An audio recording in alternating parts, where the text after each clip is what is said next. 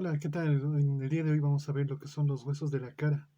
De esos los 13 huesitos que tenemos en esta parte, que aquí están lo que son el cigomático, el mandibular, el palatino, los nasales, en fin. Para el día de hoy nos vamos a apoyar en un mapa mental el cual hemos hecho. Vamos a verlo. Bueno, aquí tenemos el mapa mental con el que nos vamos a apoyar para estos 13 huesitos de los huesos de la cara.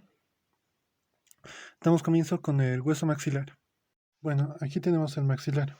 En aquí he dejado algunas de las partes más importantes que son la cara lateral, la cara medial y los bordes.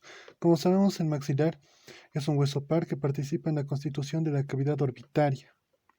Los maxilares así reunidos forman la maxila, o también conocida anteriormente como, bueno, también conocida como mandíbula superior, cuyo contorno inferior presenta un arco lleno de alvéolos donde se fijan los dientes superiores. Es lo que tenemos que resaltar más. En cuanto a la cara lateral, ahí tenemos, presenta los salientes de los dientes, uno, la eminencia canina, también la fosa incisiva y mirtiforme, donde también se inserta el músculo mirtiforme. También tiene la apófisis cigomática superiormente a la cara lateral. Sobresale como una apófisis cigomática que presenta tres caras, tres bordes, una base y un vértice. La cara medial, como vemos, es dividida en dos caras desiguales por la apófisis palatina maxilar. La apófisis palatina es una lámina triangular de dos caras y tres bordes.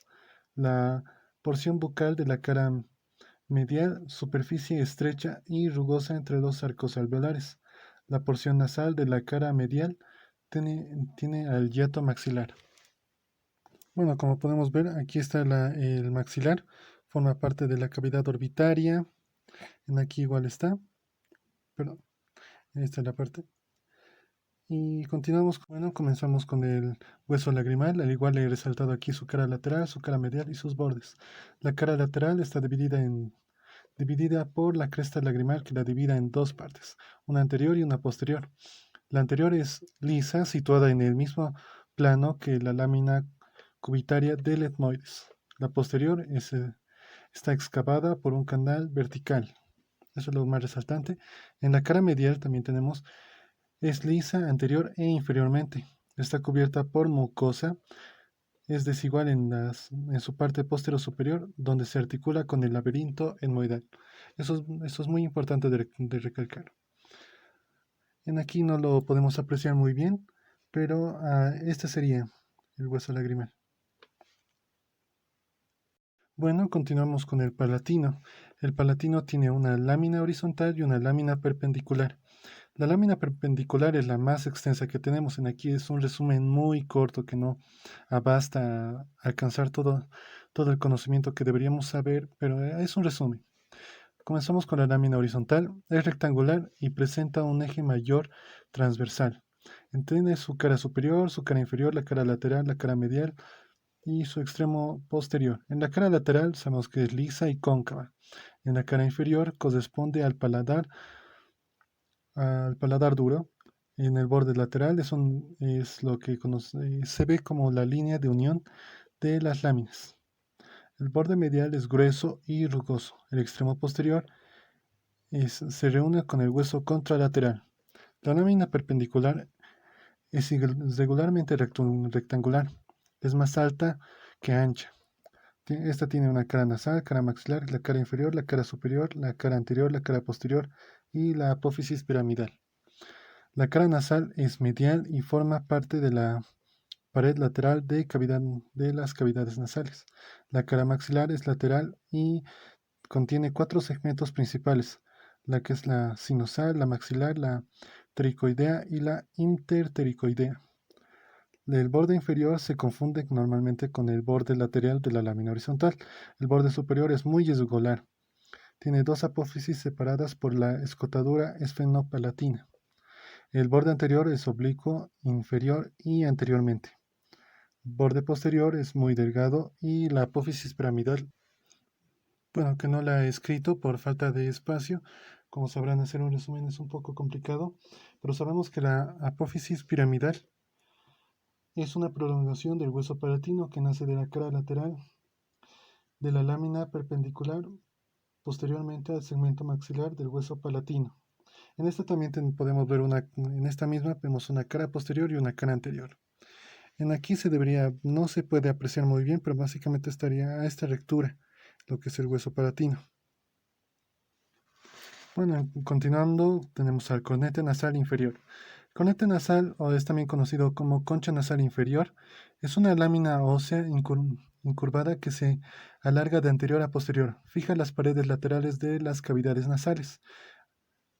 Y en esta no tiene sus partes muy diferenciadas, pero sabemos que tiene una cara medial, una cara lateral, igual tiene sus bordes inferior y superior.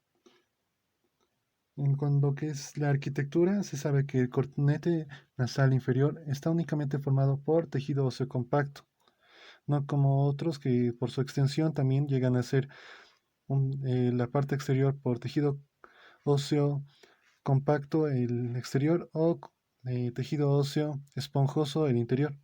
En la osificación su desarrollo es una expansión de la cápsula nasal cartilaginosa por medio de un solo centro de osificación. Continuamos con el hueso nasal. El hueso nasal se sitúa a ambos lados de la línea media entre las apófisis frontales del maxilar e inmediatamente inferiores al borde nasal del hueso frontal. Presenta dos caras y cuatro bordes.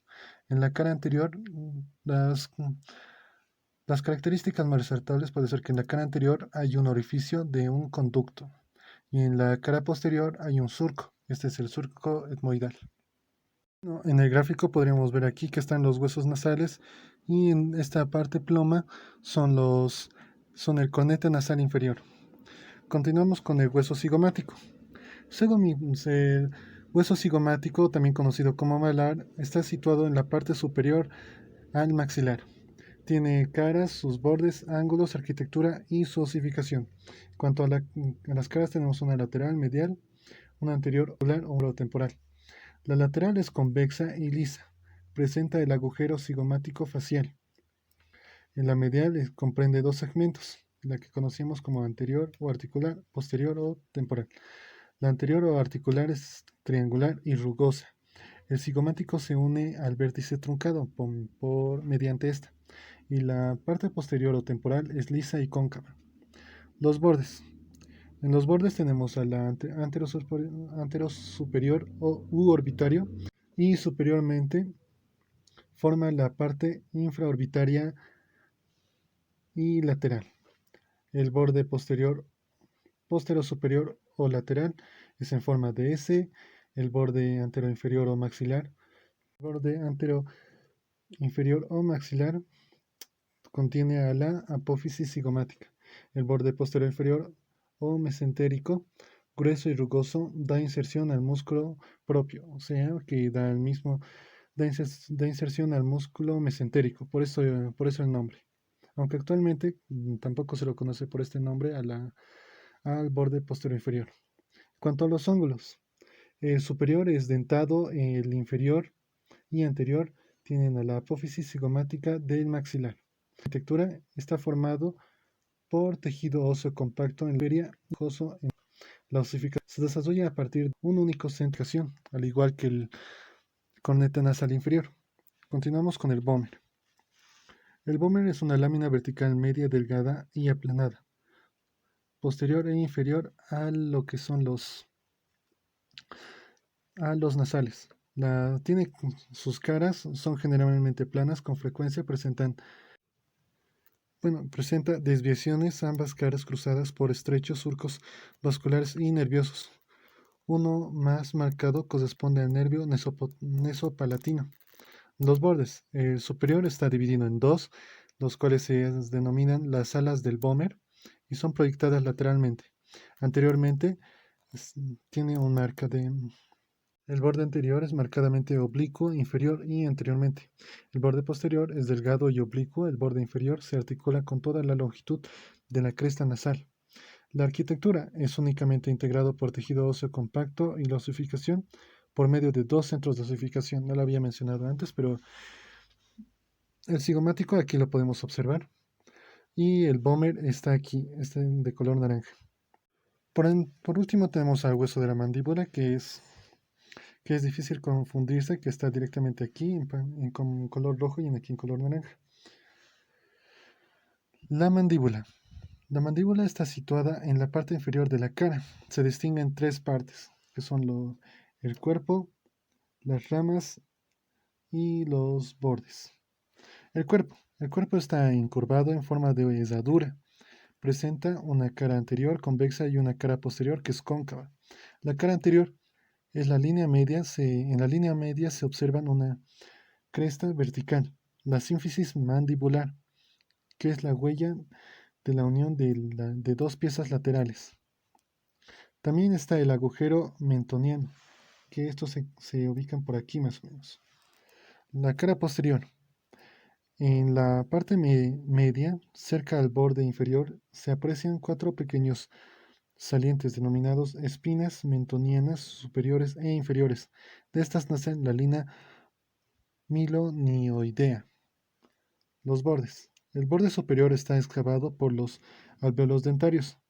El borde inferior es grueso, obtuso y liso. Presenta la fosa digástrica donde se inserta su músculo, o sea que también se inserta el músculo digástrico. En cuanto a las ramas, son estas prominencias que vemos aquí. Las ramas son rectangulares alargadas de superior a inferior. Presentan dos caras y cuatro bordes. Tenemos a su cara lateral, su cara medial y aquí están los cuatro bordes. La cara lateral. En su parte inferior se presentan la cara lateral. Son rectangulares, es una parte inferior y se aprecian las crestas rugosas oblicuas en la parte inferior y posteriormente. La cara medial. También hay crestas rugosas oblicuas inferior y posteriormente. Dan inserción al músculo trigoideo medial. En la cara media se encuentra el orificio de entrada del conducto mandibular. Esto no se puede ver aquí en la parte trasera en cuanto a los bordes. Tenemos al borde anterior, que es comprendido entre las crestas o labios. El borde posterior es grueso, romo y describe una curva en forma de S. El borde inferior se continúa anteriormente con el cuerpo de la mandíbula. Y el borde superior presenta las salientes apófisis condilar y coronoides. Esas apófisis son estas. Bueno, aquí no lo menciono, pero en aquí, aparte de las dos apófisis, también vemos lo que es la escotadura mandibular, que los separa. Bueno, eso sería todo. Gracias por estar ahí junto conmigo aprendiendo. Nos vemos hasta otra oportunidad.